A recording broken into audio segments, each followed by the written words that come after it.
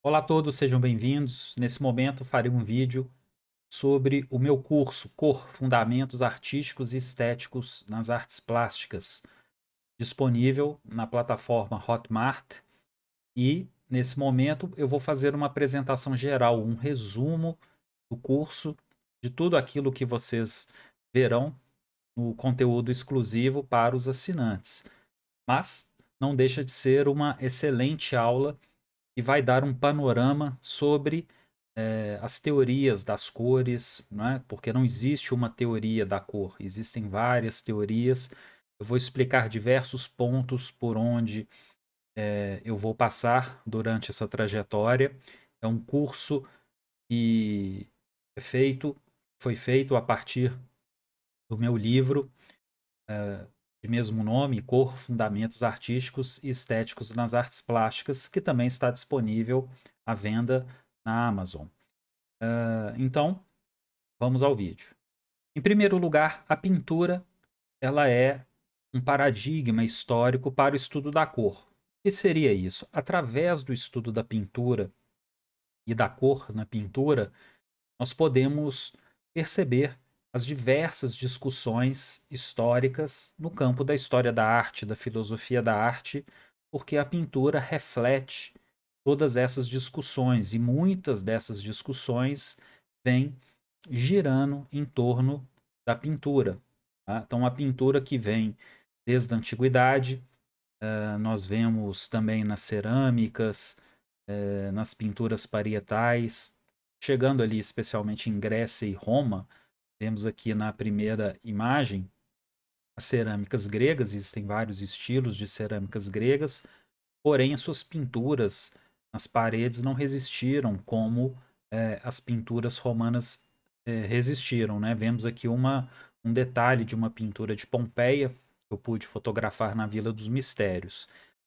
Então essas discussões a respeito da cor, da sua natureza química, física, dos pigmentos, eh, daquilo que nós vamos ver como psicologia das cores, de aspectos simbólicos, ela começa a ficar muito bem estruturada no período romano, né? Os gregos já começam a falar da cor, Aristóteles, através das investigações científicas, não é? Estão tentando entender o que é cor, a luz, né? Todos esses fenômenos físicos. E também nós vamos encontrar em historiadores romanos, em pensadores romanos, alguns desses debates, como Plínio o Velho. As cores também vão ser vistas e percebidas no Egito Antigo, bem antes ali dos gregos e dos romanos, assim como a sintetização de cores que não existiam anteriormente na natureza. Então, o exemplo do azul cobalto, branco de chumbo, são cores sintetizadas e produzidas pelo homem desde essa antiguidade. Então vamos passar por esses vários pontos, a cor pela física, pela química, mas especialmente pelo debate estético, pelo debate artístico. A teoria da cor é algo muito amplo, vou apresentar, né, no decorrer desse vídeo alguns pontos interessantes para que possamos entender melhor. Ao chegarmos na Idade Média, nós temos aquelas discussões, especialmente no período gótico, né, já atravessando a Idade Média, quando os vitrais assumem uma importância nas artes agregadas ali à arquitetura. O conceito de teofania da luz, da claridade, tudo isso também interfere na percepção artística e avança com debates a respeito da importância das cores e da luz nas artes como um todo. Existem outros pontos da arte bizantina que nós vamos ver, ali também do período românico, né, muito agregado com o período bizantino, e os avanços colocados pelo movimento gótico, na arte e na arquitetura.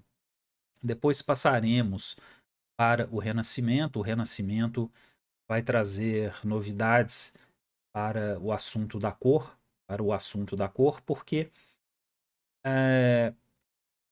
vai se estender aquele debate das artes liberais e das artes mecânicas. A cor começa a assumir um papel de destaque, de relevância dentro da importância numa obra de arte. Então, o que seria mais importante? O desenho ou a cor? Isso é um debate da pintura.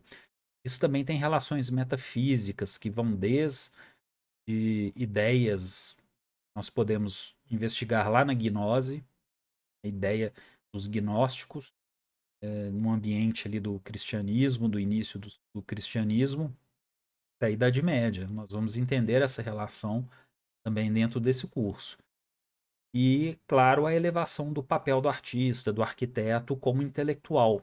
Então, essa relação de artes liberais e artes mecânicas tem tudo a ver com a teoria das cores, com a história das cores, assim como o desenvolvimento das academias de arte, que também foram fundamentais para esses estudos. Vamos ver o período barroco, como que artistas como Rembrandt, Rubens vão trabalhar a questão pictórica, essa relação do pictórico e do linear, como alguns autores também vão nos explicar ao longo da história da arte. Esses artistas vão influenciar movimentos futuros, como o romantismo. Vamos ver pintores como Goya, Turner, que usam dessa materialidade da pintura para evocar esses sentidos cromáticos, lembrando daquela disputa entre o desenho e a cor. Vamos entender tudo isso, e se relaciona também com os estilos e os movimentos. Então, existem movimentos mais ligados ao desenho, como o neoclassicismo, movimentos que dão muito valor e vazão à plasticidade em alguns artistas, como o romantismo, vamos ver em Turner e Goya, né, por exemplo, e vão levar ao impressionismo, ao neoimpressionismo e depois ao pós-impressionismo. Tanto o impressionismo, o neoimpressionismo e o pós-impressionismo são movimentos que discutem diretamente o papel da cor nas artes plásticas. Essa relação do desenho com a cor, essa importância, essa hierarquia também vai ser colocada, vai ser discutida, mas também a relação científica ou cientificista. Em muitos pontos vamos ver que existem cientificismos ao se abordar esses temas dentro da cor, mas especialmente no pós-impressionismo, no período simbolista, veremos as questões psicológicas, simbólicas da cor em artistas como Paul Gauguin, Van Gogh, Toulouse-Lautrec e demais simbolistas. Então, eu vou apresentar alguns desses artistas de referência para que possamos entender essas transformações que levaram à pintura das vanguardas do século XX. Artistas como Matisse, né, conhecidos como grandes coloristas, Kandinsky, né, os primeiros artistas abstratos, todos eles vão fazer referências a essas tradições, né, que vem lá da gnose, que vem do debate do desenho com a cor. Então vamos entender essas pontes, essas relações. Não dá para ver a arte moderna sem entender também as relações do passado, como que isso foi debatido ao longo da história. É claro que artistas vão debater isso em maior ou menor grau. Vamos encontrar alguns pontos aqui relacionados.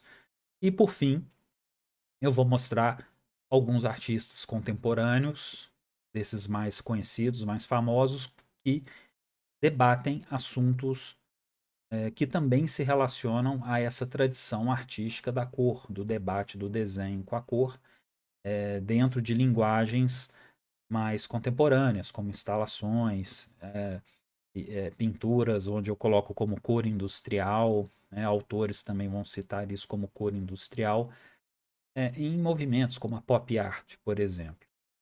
Então é um assunto muito longo, é um curso com diversos dezenas aqui de aulas e vão estendendo todos esses assuntos aqui com bastante calma. Então, os objetivos. Quais são os objetivos? Apresentar nesse curso Os importantes referenciais clássicos e modernos do estudo da cor nas artes plásticas. Referências contemporâneas que mantêm tradições intelectuais e clássicas, a atualidade do tema, ou seja, aquilo que eu havia comentado.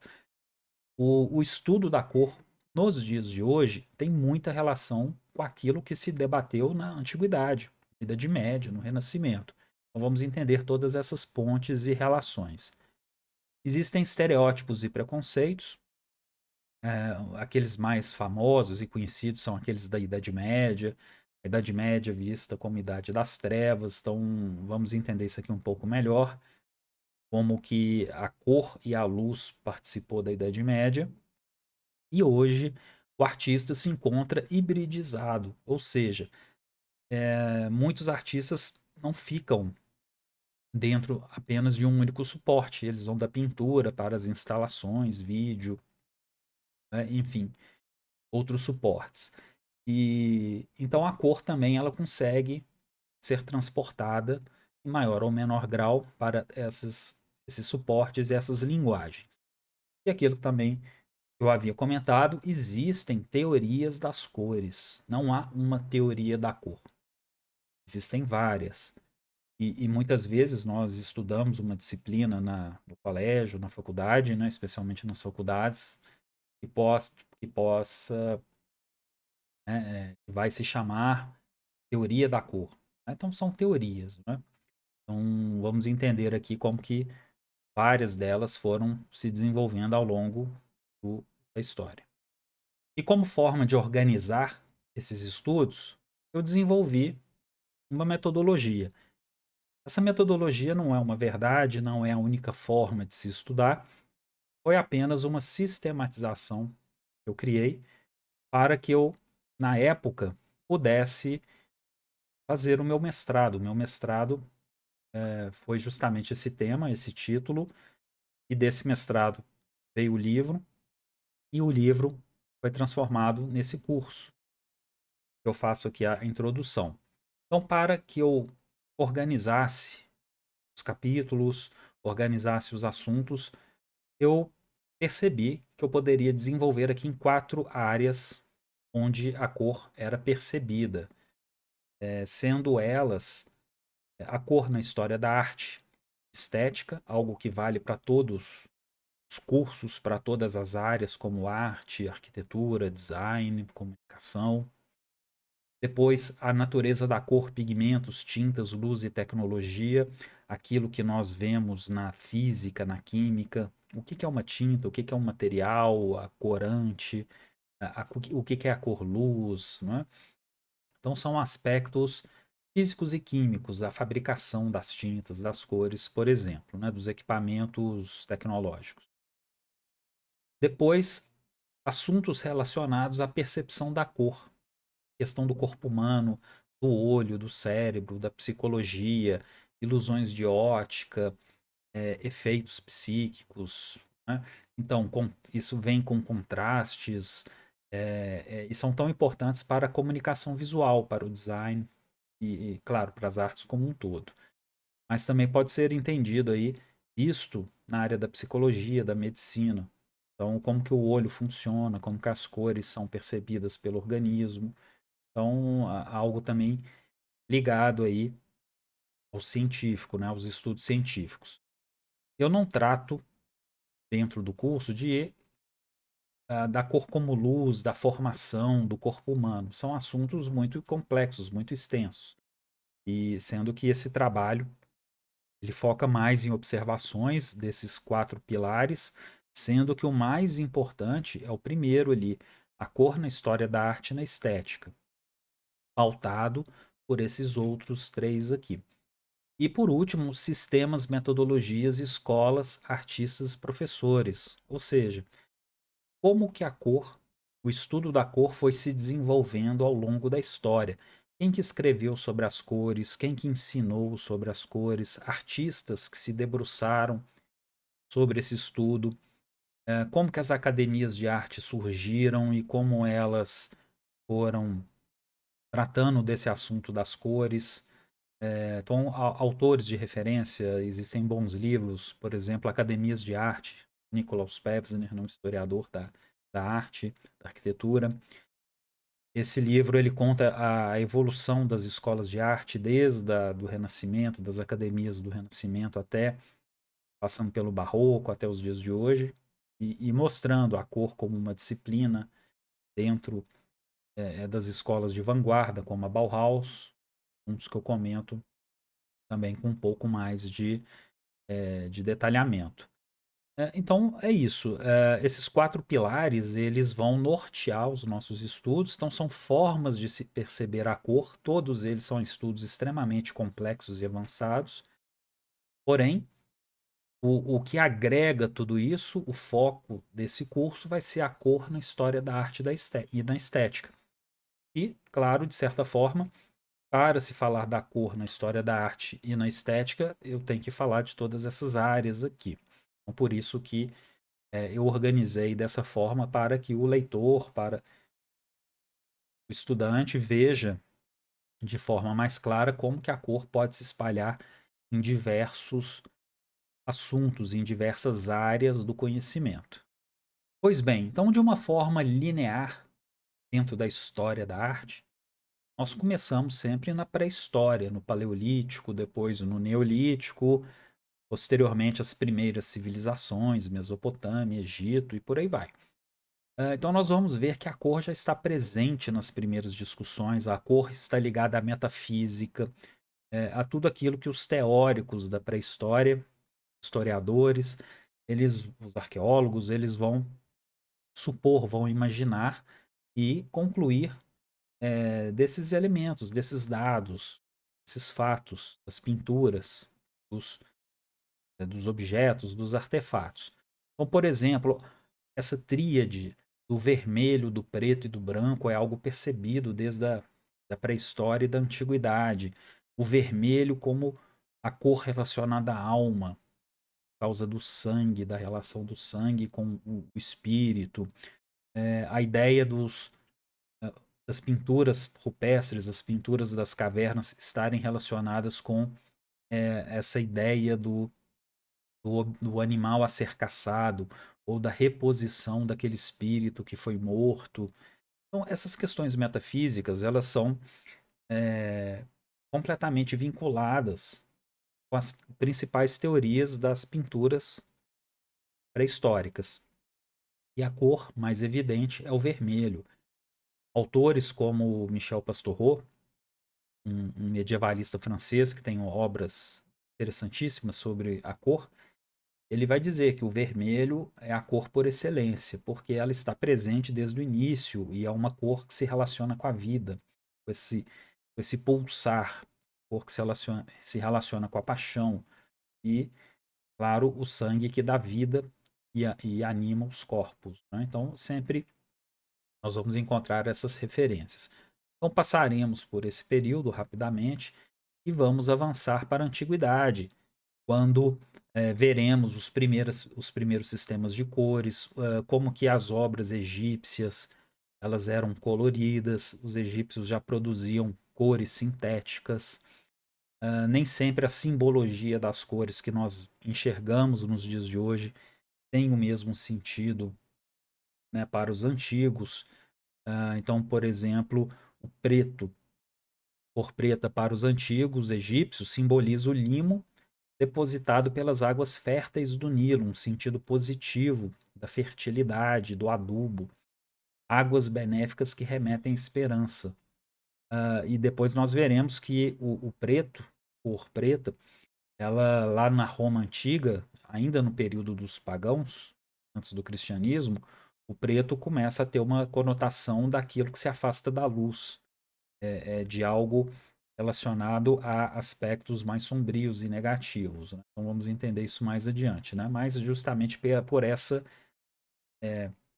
por ser contrário à luz. Tem ideias que vão se desenvolvendo mais adiante e que são perceptíveis em diversas culturas, não só aqui, mas também no Oriente. Eu não vou tratar do Oriente, da Índia, do Japão, da China, por uma questão de tempo, né? E também isso é um estudo muito grande. Então, mais adiante, eu pretendo entrar nessas civilizações, mas por enquanto o curso não trata de civilizações orientais. Então, as divindades relacionadas com a morte são, em sua maioria, pintadas de preto, como Anubis.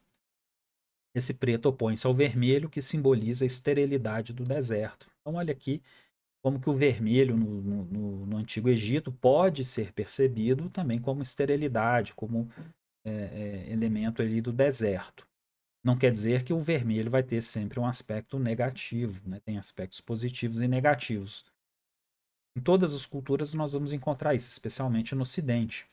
Uma mesma cor, como o vermelho, pode ter um sentido positivo e um sentido negativo. O vermelho pode ser a cor do sangue de Cristo, mas o vermelho também pode ser a cor do fogo do inferno. Né? O preto pode ser a cor da, da virtude. Né? Andar de preto é uma questão de virtude, de austeridade, então algo positivo. Mas o preto também pode significar a cor das trevas, e é algo, por exemplo, a cores do inferno, né? Infernais. Então, preto pode ser algo também relacionado ao negativo. Então, nas cores também nós vamos encontrar sentidos duplos, dúbios, e vai depender do seu contexto. E o mundo clássico não era de mármore branco, como vemos nas ruínas e esculturas de mármore. Os prédios gregos, os prédios romanos, assim como as esculturas, eram coloridas, elas eram policromadas. Mas ao vermos hoje uma ruína como a Acrópole de Atenas, nós temos essa impressão de que tudo era branco, mármore branco, puro. Mas precisamos entender que eles eram pintados, eram policromados, havia muita e muita cor na antiguidade. Os romanos, por exemplo, vemos aqui na Vila dos Mistérios, no triclínio aqui especialmente, é, essa, essa cena que ela é descrita em todos os livros de história da arte e da arquitetura, a quantidade de cores belíssimas estão preservadas por causa do Vesúvio, né, o vulcão que soterrou a cidade e que ajudou a preservar essas cores que temos aqui, como por exemplo esse famoso vermelho de Pompeia, como ele é conhecido. Então a cor é algo que está presente na linguagem dessas civilizações. Quando olhamos para essas cidades antigas, nós vamos ver ruínas. Roma, por exemplo, nós vamos ver aquelas ruínas de concreto, de tijolos, de mármores, de pedras. E claro, os revestimentos, os acabamentos finos foram todos embora. Alguns edifícios ficaram ali, mas muito poucos, como o Panteão. Mas é possível visitarmos outras ruínas e alguns museus onde podemos entender melhor como que essas cores eram produzidas na antiguidade. Vamos dar uma olhada também no curso de forma mais avançada.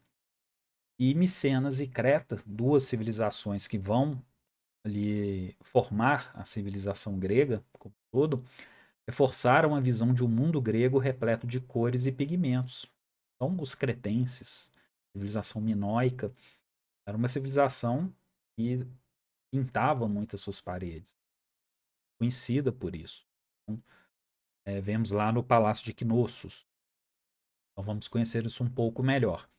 Aqui em Roma, eu tive a oportunidade de conhecer o Arapaces, um belíssimo monumento, esse que vemos aqui, mas nós vemos o mármore branco. Mas precisamos entender que ele era todo pintado, ele era todo colorido, como vemos aqui nessa reconstituição por computador. Então, esse é um exemplo de como que as cores participavam da policromia dos edifícios, claro, com também todas as referências simbólicas agregadas a essa transmissão, né, de informações que também estava sendo ali colocadas. E dando um salto muito grande, chegamos na Baixa Idade Média. Lembramos que tem o período bizantino, existe a arte bárbara, as invasões bárbaras do Império Romano, a arte islâmica, né, vamos passar pelo românico. Quando chegamos aqui na Idade Média, nós vamos nos deparar com toda essa ideia de uma Idade Média como algo tenebroso, que não tinha cores, igrejas muito escuras, muito úmidas, né, as casas das pessoas muito escuras, enfim. Mas é claro que isso aconteceu em muitos lugares, em determinadas épocas, mas não foi toda a Idade Média. A Idade Média é muito ampla. Houveram várias Idades Médias. E o período gótico é um período de luz. Né? Então, por que que o gótico ficou com essa fama de algo escuro, enegrecido? Vemos até na cultura pop como que o gótico ele é algo ligado aí às trevas, bandas de rock com pessoas que se vestem de preto, né? É claro que isso tem a ver com romantismo, com o terror gótico. Então é um assunto que eu vou tratar mais adiante. Mas podemos perceber que nas catedrais medievais, a luz é um elemento que constrói a arquitetura. A luz dá a ideia de claritas. Claritas seria essa manifestação visível no mundo material, a luz como sendo algo material, que representaria Deus, que é imaterial e também não representável. Esse é um outro assunto que eu vou comentar mais adiante, dentro da teologia cristã. Então, seria a luz o melhor exemplo da criação de Deus. Não Deus propriamente, mas a criação. Então, a luz reflete a criação de Deus. Portanto, a igreja ela manifesta a plenitude da criação divina. A luz como o conceito do bom, do belo, da verdade, da justiça. Tudo isso se relaciona à luz, luzes. Então, portanto, a arquitetura gótica valoriza esses aspectos. Né? Eu também vou comentar um pouco sobre as imagens, né? Porque se Deus não é representável, Deus pode ser visto, porém, vai ter um momento, né? A própria teologia, as imagens vão tratar muito disso, ali, principalmente no período católico, né? Os católicos vão desenvolver uma teologia para as imagens, a partir do momento que Deus se manifesta como homem, né? Jesus, que é tanto corpo como alma, né? Como Deus. Então Deus se faz visível. Isso também vai ser muito importante para o desenvolvimento da teologia das imagens. Então, são pontos que precisam ser vistos e discutidos. São temas aí que carecem de mais tempo. Então, por isso que a Idade Média é bastante complexa. Nós vamos ver também aí no período gótico, anterior ao gótico, a questão dos mosaicos bizantinos, que já vem ali da Alta Idade Média, vai para a arquitetura, para as artes da Baixa Idade Média, antes do gótico, para o românico. Tem a questão do dourado, os mosaicos. Então vamos ver, né, diversos desses elementos aí. Simbolismos, então eu vou trazer aqui, aqui são fragmentos, né, são slides aqui de aulas, e nós vamos ver isso de forma com mais detalhes. Né? Então, inclusive aqui nesse slide eu falo sobre associação o Michel Pastoureau faz sobre animais como os corvos, né? Corvo, a sua cor negra, associado a maus agouros, né? Uma premonição ruim nesse sentido.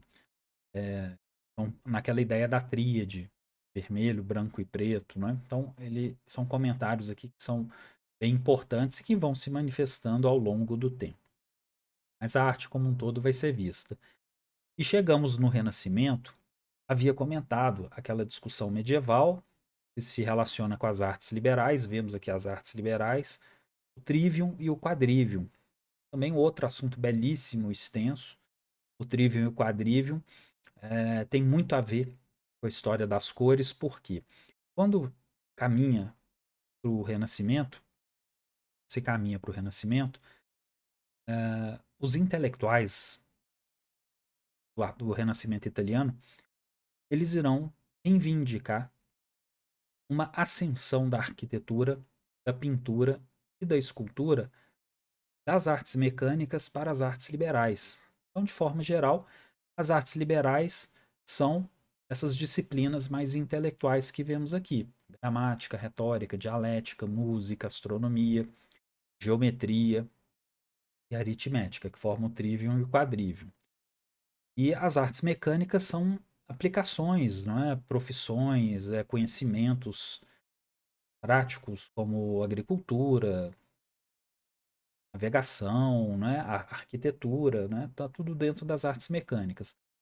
Então, os intelectuais do Renascimento, eles vão reivindicar uma ascensão da arquitetura, da pintura e da escultura para as artes liberais, ou seja, são, a partir desse momento, atividades intelectuais. Então, o desenho ganha uma, um aspecto intelectual.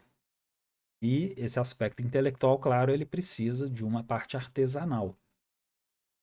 E para que a arte não seja algo artesanal, ela vai ser elevada a uma condição intelectual. Então, o papel do arquiteto, do artista, ele vai crescer a partir do Renascimento. Então, são debates, discussões que nós vamos encontrar em Alberti, Leon Battista Alberti, vamos encontrar em Leonardo da Vinci, em Giorgio Vasari, nos tratadistas, e por aí vai. Então, vamos ver isso aí mais para frente. E o debate entre a cor e o desenho caminha por aqui. Por quê? O desenho passa a ser visto como mais importante que a cor. E a cor vai ser vista como um coadjuvante do desenho. Tá? É como se fosse assim: o desenho é o espírito, a alma, enquanto que a cor era o corpo. O corpo é algo que morre, que é perecível, que apodrece, que envelhece. E o desenho não. O desenho é algo espiritual. Ele não morre, ele é imaterial, né? Algo nesse sentido. Estão fazendo uma analogia com essa ideia. É, posteriormente, isso vai ser debatido, vai ser discutido, vai ser refutado. Então, nós vamos entender isso mais adiante. Mas essa constante sempre vai aparecer até os dias de hoje. Então, nós vamos encontrar discussões semelhantes em artistas contemporâneos, que vão voltar nesse debate, vão voltar nessa discussão. Isso tem muito de platonismo, neoplatonismo. Depois vai ter tanto uma discussão dentro do próprio ambiente tradicional do Ocidente católico, mas também daquele ambiente gnóstico, que não é católico, né? Vai ser visto ali como herético pelos católicos e tal. Isso avança dentro das academias, chegando até o romantismo e até a arte moderna. E depois, com a arte moderna, isso se torna algo mais aberto. Vamos entender que a própria origem da pintura abstrata tem a ver muito com essa discussão. Pintores como Leonardo da Vinci, Rafael, Michelangelo, vêm com essa carga. Mas vemos no Tratado de Leonardo da Vinci, ou nas obras dos florentinos, dos romanos, e depois nos venezianos, quando ali liga para o maneirismo, antes do barroco, todo esse debate, toda essa discussão. Né? Então, a ascensão da pintura como arte liberal no Renascimento. O artista passa a ser um intelectual, ele tem o mesmo privilégio dos filósofos, ele está em pé de igualdade com os grandes pensadores. Então, essa figura do artista como um gênio, o artista que assina sua obra, o artista que coloca debates de nível alto aos pés da filosofia ali, junto com a filosofia. Dentro da Idade Média, a filosofia é a grande mãe, né, de todos os conhecimentos ali que norteia as artes liberais. Então essa discussão vem mais forte do que nunca. O que é mais importante, o desenho ou a cor? A forma ou o colorido? Os artistas, considerando isso, nas suas formações acadêmicas, seu ensino, vão entender que a formação do desenho ela vai ser dada como prioridade. Então, o desenho vai ser sempre a prioridade. Aulas de modelo vivo, aulas de perspectiva, natureza morta, objetos, proporções, geometria, né? Por aí vai. O desenho vai ser a regra. Tá? E a cor vista ali do ambiente da pintura, né? Macerar os materiais, os pigmentos, fazer a tinta, né? Mas a cor vai ser percebida como um coadjuvante, né? Por algumas escolas, por alguns artistas. Outras escolas, como os venezianos, pintores como Tiziano, como Veronese, já são escolas que dão um valor muito acentuado para a cor. E haviam esses debates. Vamos entender isso. Esse assunto vai se estender também para o barroco. Então, haviam os defensores do desenho, os poncinistas, né, aqueles que seguiam o pintor francês, Nicolas Poussin, grande defensor do desenho acadêmico, em oposição aos rubenistas, aqueles ligados que admiravam a obra de Rubens. Rubens era um pintor que usava muito da materialidade, a matéria, do gesto. Então a cor era uma forma de expressão muito evidente, através da textura, através da pincelada.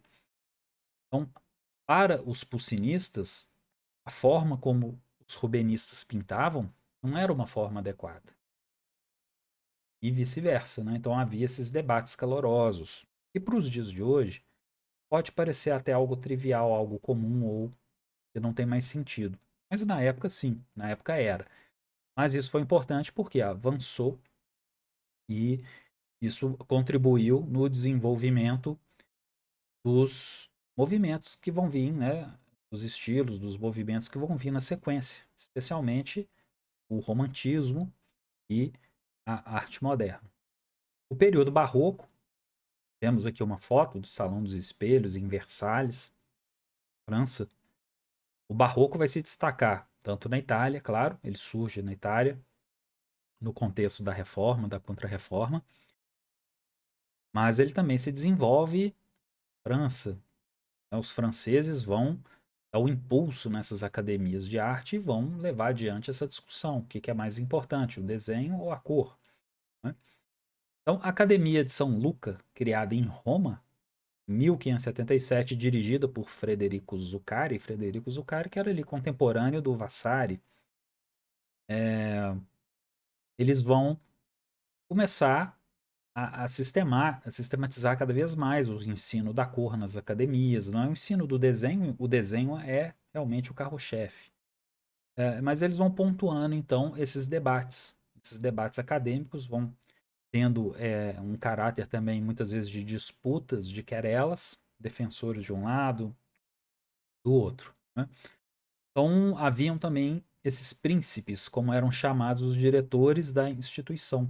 Incluíam alguns dos maiores gênios da arte, como Bernini, Charles Lebrun e Antônio Canova.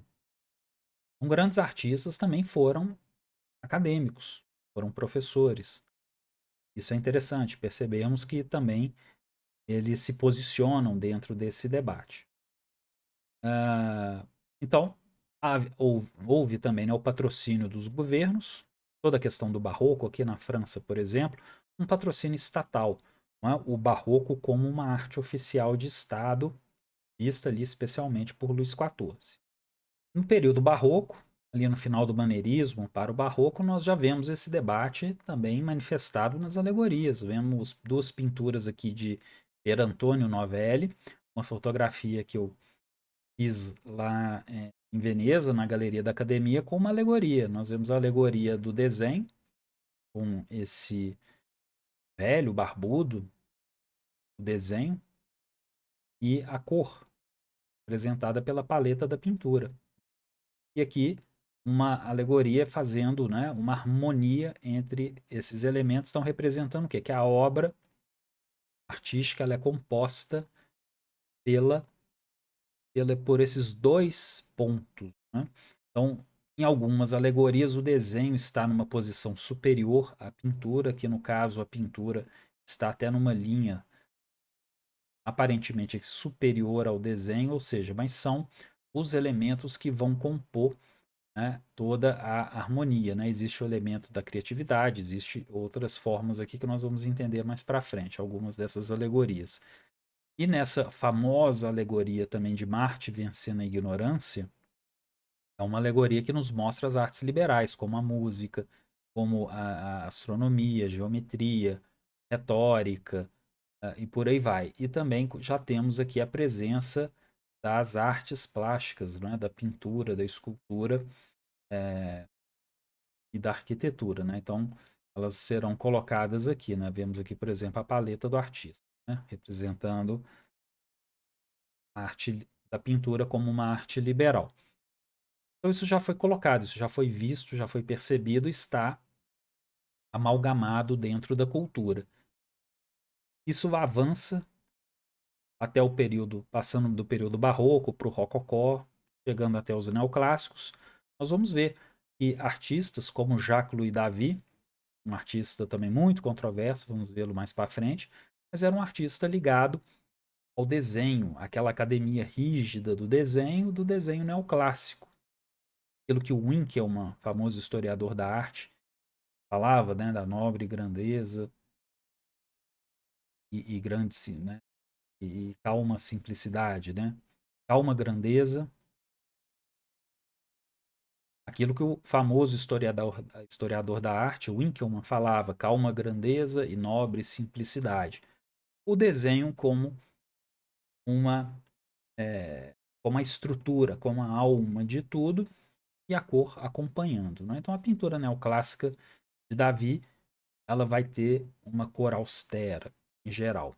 Enquanto que pintores como Rembrandt vão ter, anterior, claro, né, a Jacques-Louis David, mas vai influenciar uma linha romântica, que vai ser contemporânea a Jacques-Louis David. Então, essa disputa, né, essa primazia do desenho sobre a cor, ela avança dentro das academias. Mas alguns artistas vão fugindo disso, como os românticos. Vamos ver Goya na sua fase negra das pinturas tenebrosas e depois da Revolução Francesa. A Revolução Francesa que vai trazer aí um dos maiores divisores de água dentro da história. Então, esses divisores de água, a Revolução Francesa será um divisor de água, não só para a política, para a economia, para o mapa do mundo, mas também para as artes. A Revolução Francesa vai levar a uma fortificação do pensamento romântico. E junto com o pensamento romântico, vem com isso uma liberdade plástica. Liberdade plástica no sentido de pinceladas mais soltas, mais livres. Então, ao ponto da pintura começar a ter alguns fundamentos de desconstrução da estrutura e sua independência do desenho. Né? A cor começa a reger a construção da forma, de como que o quadro ele é pintado. O quadro é pintado não mais seguindo uma estrutura do desenho propriamente, mas o artista já vai colocando a cor e as massas formando, desenhando as formas, né, com a cor. Pelo menos nesse sentido. Então vamos ver. O Goya, o Géricault e posteriormente o Turner são grandes artistas que vão representar esse momento. O Turner tem obras, claro, que vão abrir conceitos ali para o impressionismo. Os impressionistas vão observar a obra de Turner, tomá-lo como referência. Autores também do período romântico, como Goethe, vão produzir textos importantes, como a Doutrina das Cores, que eu cito também, onde existem contribuições para esse aspecto psicológico da cor, da teoria das cores, fundamental para os primeiros modernos, né, vanguardistas ali da modernidade, do final do 19 para o século 20. E, claro, toda a liberdade formal, de abstração, né? O Turner ainda não é um artista abstrato, mas o Turner ele é um caminho para isso. E esse caminho passa, claro, pelo romantismo, pelas ideias do romantismo e pelo debate da massa, da matéria, né, do desenho, da cor. Chegamos no impressionismo. O impressionismo na metade do século XIX, ele já agrega diversas discussões científicas. Da descoberta de elementos cromáticos, da natureza da cor, técnicas de impressão, né? Então, esse sistema CMYK que nós usamos hoje já começa a ser desenvolvido nesse período, mas não como ciano, magenta, amarelo e preto, né? Isso é um sistema moderno das impressoras, da indústria digital. Mas essa ideia do vermelho, do azul, do amarelo como cores primárias, a ideia das cores complementares, de uma harmonia entre elas, isso tudo já vai ser observado no século XIX, com a teoria dos contrastes simultâneos de Chevret, que vai influenciar os impressionistas. Então, os impressionistas são artistas que, influenciados pelo romantismo, influenciados pelo realismo, né, pelas ideias ali contemporâneas e pelas ideias científicas, eles trazem uma leitura cientificista. Né? Então, eles são realistas porque eles tentam buscar uma verdade da luz nos objetos. Então, eles eram pintores que precisavam estar no local, aquela hora. Temos aqui essa série de pinturas de Claude Monet, Catedral de Rouen, 31 pinturas diferentes para captar a luz ao longo do dia. Então, o Monet não estava interessado na fachada gótica, no sentido histórico. O que é o gótico, a sua importância simbólica, histórica, né? Enfim. Ele estava interessado em como a luz se comportava ao longo do dia, como isso era percebido pelo seu olho. E então ele transporta isso para a pintura, construindo a pintura com pontos de cor, pontos de luz. Né? Então o impressionismo vai debater como que a imagem é criada, como que a imagem é estruturada, como que uma pintura é construída. Então há realmente uma série de pontos a serem percebidos já no impressionismo, que traz fatos aí bastante inéditos. Realmente também um ponto aqui que vai criar aí grandes transformações e paradigmas, e já abre aqui a arte moderna. Nós já estamos propriamente falando de arte moderna. Não estamos nas vanguardas artísticas do século XX, claro. Mas o realismo já é colocado como o primeiro movimento moderno. Né? Apesar de que no romantismo nós já temos características modernas. Mas o realismo, em geral, na bibliografia já é dado como o primeiro movimento moderno, da arte moderna. É claro que a arte moderna vai ficar famosa pelo início do século XX, o fauvismo, o cubismo, o surrealismo, por aí vai. Então, essas ideias, as cores complementares, estudar o círculo cromático, tudo isso nós vamos ver também ao longo do curso, entender melhor como que os círculos cromáticos foram se desenvolvendo, né, ao longo da história, e como que isso foi impactando. Hoje, quem estuda arte, teoria da cor, arquitetura, artes plásticas, design, vai ter sempre uma aula de cor, fazer um círculo cromático com as tintas, com as cores, enfim. Mas é importante entender a gênese disso, como que isso surgiu e como usar um círculo cromático. Né? Então, a própria história da arte já nos dá esse caminho, esse entendimento.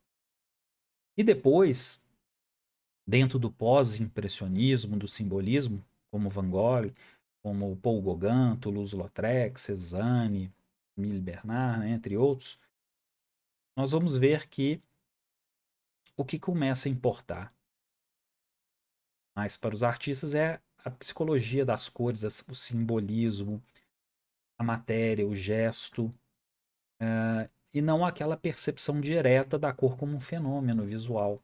Muitas vezes aquilo que mais era buscado pelos impressionistas. Os pós-impressionistas já buscam algo mais íntimo, interior, percepção íntima interior e psicológica daquilo que está sendo observado. Então há uma sensação, nós conseguimos enxergar, principalmente em Van Gogh, né? Aquela tensão, aquela vida conturbada expressa através do gesto, através da cor. E Van Gogh é desses, né, que desenha através das cores. O Van Gogh ele é um artista pictórico, um artista da cor, do gesto, artista da textura. O Van Gogh não é um artista neoclássico do desenho rígido, onde o desenho é mais importante, a cor acompanha o desenho, não. Ao contrário, né? Van Gogh ele é um artista da cor. A cor é algo que aflora diretamente, é aquilo que nos comunica e nos dá o sentido. Claro, além da forma que vai ali se distorcendo e acompanhando, dando aí um aspecto todo simbólico, um aspecto psicológico muito forte. E quando chegamos na arte moderna, no início do século XX, das vanguardas modernas, a discussão que já caminhava ali com Cézanne vai para os cubistas, vai para os fauvistas, eles vão entender a cor como algo que também e continua construindo a pintura. A pintura como um objeto, pintura como um plano a ser preenchido, né? A realidade da pintura. Qual que é a realidade da pintura? A cor como autonomia. Né? A cor não tem uma relação direta com a realidade em si. A cor tem uma realidade por si só. A cor tem símbolo, a cor tem sentido, a cor tem poesia. Então, os objetos são tratados com as cores que o artista define, não com o que a realidade direta define. Então, uma pessoa azul, uma pessoa vermelha, uma pessoa verde, isso é definido pela intenção artística, pela expressividade, pela intenção de colocar, né, uma conotação, relacionar figura com a cor. A cor tem um sentido simbólico, expressivo. Então, a cor também que gera a forma. O artista desenha, ele forma o desenho com a cor. Já vai direto para a tela, né? Uma pintura, né? A la prima, né? Quer dizer, ele já vai direto e já vai concluindo a pintura sem sem um desenho, né, muito bem definido. Então a cor se torna aí um elemento de destaque. O próprio Matisse tem textos onde ele volta nessa tradição do debate do desenho com a cor e nos deixa aí pistas bem importantes sobre isso. Então a cor ganha aí realmente uma autonomia dentro da arte moderna. Outras discussões da arte moderna começam a surgir e vão se desenvolvendo. A abstração, a desconstrução, uma ideia de tábula rasa, nós vamos ver muito na arquitetura, né? O neoplasticismo com Mondrian. Então, são várias questões, mas o próprio neoplasticismo de Mondrian, o suprematismo russo, trazem aquelas velhas discussões da gnose. Vimos lá na antiguidade cristã, com Idade Média, e é uma base aí para a pintura abstrata. Tudo isso eu vou detalhar dentro do curso. Como que a arte abstrata ela tem tudo a ver com metafísica gnóstica, com a teosofia, com a antroposofia e tal. Nem toda, né, cara? Mas tem outros aí. Vamos ver isso também com mais detalhes. E desses movimentos modernos, vamos entender a Bauhaus, um marco aí do estudo da cor, né, da inserção da cor dentro das academias, dentro do ensino, como que isso foi se dando, se desenvolvendo, né? Movimentos ali importantes como o Arts and Crafts, o Art Nouveau, e depois vamos ver a Bauhaus, qual é a relação entre eles, né? Mesmo a Bauhaus sendo funcionalista, linhas retas e limpas, tem um pouco a ver ali, nós vamos entender um pouco o sentido dessa fusão do artista, arquiteto e artesão. E a cor também vai estar ali no meio, a cor como uma disciplina, como algo concreto a ser estudado, independente. Isso é um ponto muito importante, porque mesmo que nós sejamos fãs da Bauhaus ou que detestemos a Bauhaus, podemos seguir diversas linhas de pensamento, é inegável que essas contribuições, o que aconteceu nesse período ficou. Né? Ficou e influencia os dias de hoje de alguma forma. Então, precisa ser entendido. Né? Então, maior ou menor grau, nós vamos gostar mais ou gostar menos. Né? Mas o importante aqui nesse período, nesse momento, é entender. Né? E quando chegamos aqui na grade curricular da Bauhaus, eu vou explicar com bastante detalhe, de Juan Zitten, eu vou falar de Juan Zitten, de Kandinsky, de Pauly, um pouquinho mais sobre eles, nós vemos que a cor tem um destaque dentro da estrutura ideal. Né? O Juan Zitten, ele cria aqui o Vorkus, que é essa grade, né, esse curso preliminar, Bauhaus, no primeiro momento da sua existência, depois esses artistas vão ser substituídos. Esses artistas são Kandinsky, Juan Zitten, Paul Klee. Eram artistas muito místicos, teosóficos, gnósticos.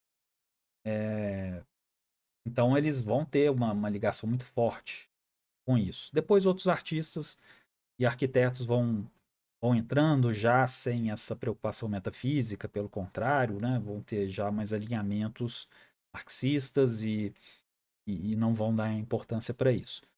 Mas é importante ver que a cor vai ser tão importante como o estudo dos materiais. Então a cor é vista tanto como um material, como algo psicológico, algo expressivo. Isso é bem colocado pelo Juan Zitten e pelo Kandinsky nos seus livros. Eles descrevem nos seus livros como as aulas de cor se desenvolviam. Né?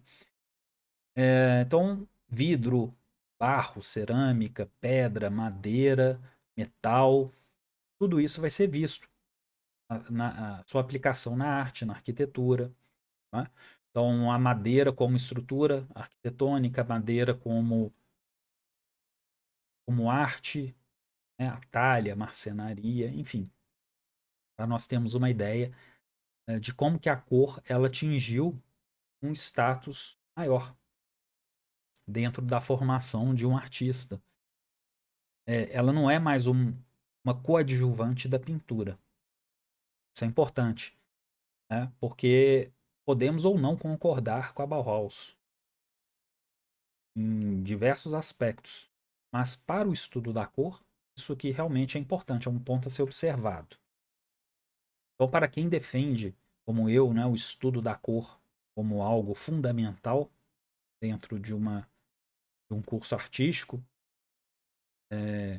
esse período aqui ele é realmente algo que precisa ser visto com muita atenção. O Juan Zitten, do qual eu falarei mais adiante, dentro do curso, ele é uma dessas figuras bem controversas, misteriosas, e se relaciona também com a pedagogia do período, com as teorias construtivistas, teosóficas. Ele era ligado a doutrinas mais orientais, mas o que ele faz em relação às cores vai ficar até hoje. Né? Até hoje nós aplicamos esses círculos cromáticos como exercícios, a ideia de psicologia das cores. Então, aqui, por exemplo, desenvolver relações psicológicas que não são certas, né? Elas são subjetivas. Então, por exemplo, representar o amor e o ódio através de cores, sem fazer nenhum tipo de figuração, só com padrões, com uma paleta de cores. E depois isso era debatido.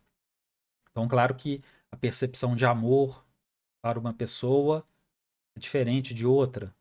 Então, as cores também mudam em relação a isso. Então, eram exercícios propostos por ele e podem ser usados perfeitamente nos dias de hoje. É possível pegar exercícios do Kandinsky, do Paul Klee, do Itten, que também beberam em outras fontes, né, anteriores, e aproveitar nos dias de hoje. Né, porque são exercícios atemporais, eles funcionam muito bem. Então vamos dar uma olhada neles mais adiante.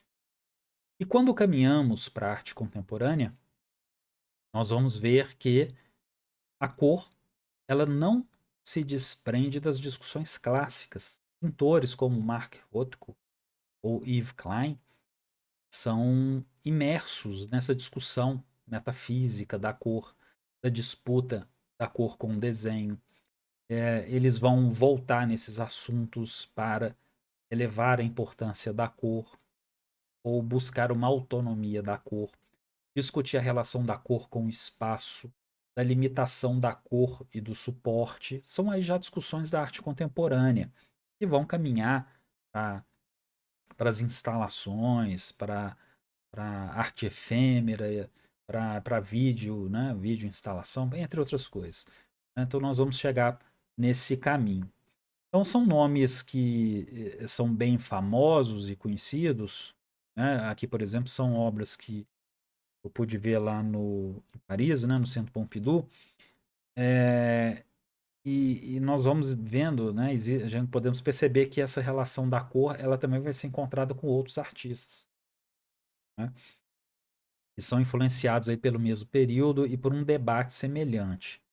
O próprio Klein também tem essa discussão metafísica muito presente, essas pontes com a gnose, então fica algo ali nevoado, passa ali pelo referências tanto cristãs quanto budistas, então fica ali algo meio enevoado aí nesse caminho, né? Então eu vou comentar um pouquinho sobre isso. E chegamos na cor industrial, tá? Os estudos vão chegando por aqui e vemos ali a pop art, o hard edge, como que o Albers, Joseph Albers, que veio lá da Bauhaus, ele vai influenciar toda uma geração nos Estados Unidos, da pintura contemporânea nos Estados Unidos, color field painting, né? Então, vários movimentos que nós vamos conhecer e vão tratar da cor, da natureza da cor, da forma, da autonomia da forma, do suporte, que essa discussão aí já bem contemporânea. Trata muito do formalismo que vem do modernismo, com discussões também ligadas ao pós-moderno, as ideias pós-modernistas, né? Vamos ver ali a pop art também, né, conforme eu disse. Então eu fico por aqui, convido a todos para conhecerem o curso no Hotmart, os links estão aqui abaixo. Vocês têm 7 dias para experimentar com toda a segurança do Hotmart, uma plataforma extremamente segura e qualquer dúvida, mandem nos comentários, mandem através do e-mail, eu fico à disposição. Então, nos vemos. Abraço.